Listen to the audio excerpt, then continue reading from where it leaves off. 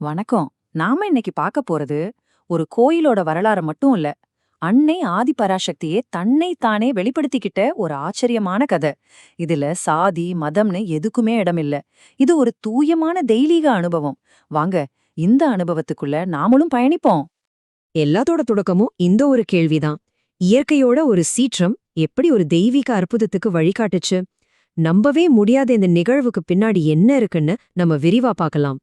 நம்ம கதை ஆரம்பிக்கிறது 1966ல நடந்த ஒரு சம்பவத்துல இருந்துதான்.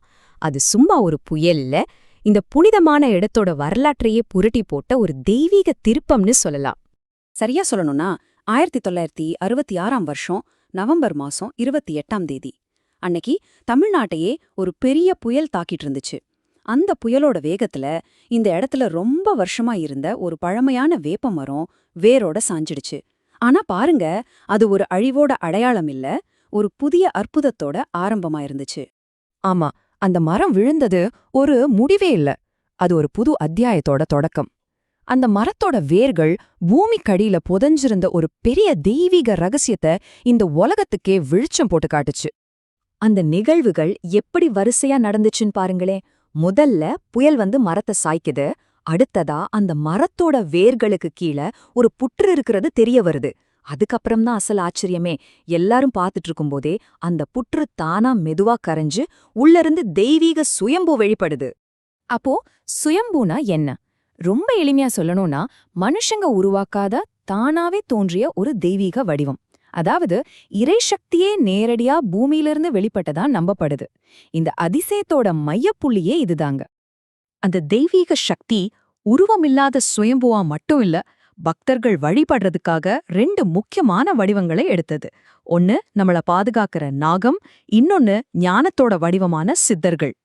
அன்னை ஏன் நாக வடிவத்துல தோன்றுனாங்க? இதுக்கு பதிலா அவங்களே தன்னோட அருள் வாக்கு மூலமா நேரடியா சொல்லிருக்காங்க. பக்தர்களை காப்பதற்கும் தீயவர்களை தண்டிப்பதற்கும் நான் நாக வடிவில் இங்கு உரைகிறேன். இது அவங்க நோக்கத்தை ரொம்ப தெளிவா நமக்கு உணர்த்துது. அன்னையோட இந்த இருப்புங்கிறது ஒரு தொடர் அனுபவமா இருக்கு. நிறைய பக்தர்கள் அம்மாவை நாக வடிவத்துல நேரடியாவே பார்த்திருக்கிறதா சொல்றாங்க. அது மட்டும் இல்லாம இந்த புனிதமான புற்றை சுத்தி வரது 9 கிரகங்களையும் ஒரே இடத்துல வணங்குறதுக்கு சமம்னு ஒரு ஆழமான நம்பிக்கை இருக்கு. இங்க இருந்துதான் அன்னை தன்னோட அருள்வாக்கு மூலமா பக்தர்களுக்கு வழிகாட்டிட்டு வராங்க. இந்த இடத்தோட மகிமை அதிகமாக 1977ல ஒரு முறையான கருவறைய நிறுவுறாங்க. ரொம்ப முக்கியமா இந்த கருவறையச் சுற்றி 21 உருவமில்லாத சித்தர்கள், அதாவது ஞானம் பெற்ற முனிவர்கள் இங்க வணங்கப்படுறாங்க. இது இந்த இடத்துக்கு இன்னும் ஒரு பெரிய ஆன்மீக ஆழத்தை கொடுக்குது. சரி, இப்போ இந்த சித்தர் பீடத்தை மத்த கோயில்கள்ல இருந்து எது அழகா ஆக்குதுன்னு பாப்போம். இது வெறும் கோயில் மட்டும் இல்லைங்க, பாரம்பரிய விதிகளை கூட கடந்து நிக்கிற ஒரு சக்தி பீடம். இந்த ஒப்பீட்டை பாருங்க. ஒரு பக்கம் பாரம்பரியமான ஆகம கோயில்கள், அங்க கோயில் கட்டுறதுல இருந்து பூஜை பண்ற வரைக்கும் கடுமையான விதிகள் இருக்கும். கருவறைக்கு மேல கூரை இருக்கும், நவக்கிரகங்களுக்கும் தனி சந்நிதி இருக்கும். ஆனா சித்தர் பீடம் இதெல்லாத்தையும் உடைக்குது. இங்க கருவறை வானத்தை பார்த்த மாதிரி திறந்த வெளியில இருக்கு. அதே மாதிரி நவக்கிரகங்களுக்குன்னு தனியா எந்த சந்நிதியும் கிடையாது.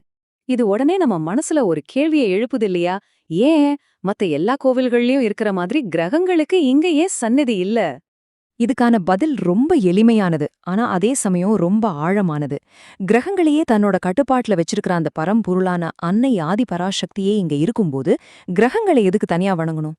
அவளோட சக்தியே எல்லாத்தையும் விட மேலானது. இதுதான் நம்மள இந்த இடத்தோட மைய கருத்துக்கே கூட்டிட்டு வருது. தெய்வீகம்ங்கிறது வெறும் ஒரு சிலை இல்ல, அது ஒரு நேரடி அனுபவம். இயற்கைக்கும் அமானுஷ்யத்துக்கும் நடுவுல இருக்கிற ஒரு சக்தி வாய்ந்த தொடர்பு அது. மறுபடியும் நாம அந்த வேப்ப மரத்துக்கே வருவோம். அதோட கதை அது விழுந்ததோட முடியல.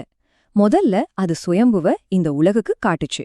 அப்புறம் அந்த தெய்வீக சக்தியை நிரூபிக்கிறதுக்காக அந்த மரம் கசப்பான சாருக்கு பதிலா இனிப்பான பாலை கொடுத்ததா சொல்லப்படுது. இது ஒரு அற்புதமான பிணைப்பை காட்டுது. மரத்தோட பெருமைக்கு சுயம்பு காரணம், சுயம்புவோட பெருமைக்கு மரம் காரணம். அன்னையோட மூலவர் சிலை இருக்கே, அதுவே ஒரு தத்துவக் களஞ்சியம். 36 அங்குல உயரத்துல தாமரை பீடத்துல அம்மா உட்கார்ந்திருக்காங்க. அவங்க வலது கையில இருக்கிற தாமரை மொட்டு படைப்போட தொடக்கத்தை குறிக்குது. இடது கையில காட்டுற சின்முத்திரையோ எல்லையில்லாத ஞானத்தை நமக்கு உணர்த்துது. இது எல்லாத்துக்கும் மேல அவங்க இடது கால ஊண்டி உட்கார்ந்திருக்கிறது இந்த முழு பிரபஞ்சத்திலயும் அவங்க தான் முதன்மையான சக்தின்னு ஆணிதரமா சொல்லுது. ஒரு புயல்ல ஆரம்பிச்சு வேப்பமரம், புற்று, சுயம்போன்னு தொடர இந்த சித்தர்பீடத்தோட கதை நமக்கு ஒரு ஆழமான உண்மையை புரிய வைக்குது. இயற்கையும் தெய்வீகமும் ஒன்னோடொன்னு பின்னி பிணைஞ்சது. அது ரெண்டும் ஒன்னா சேரும்போது பெரிய பெரிய அற்புதங்கள் நிகழும். அப்போ நம்ம மனசுல ஒரு கேள்வி எழாமல, இந்த ரெண்டு மாபெரும் சக்திகளும் இணையும்போது இன்னும் என்னென்ன அதிசயங்கள் எல்லாம் நடக்கலாம்?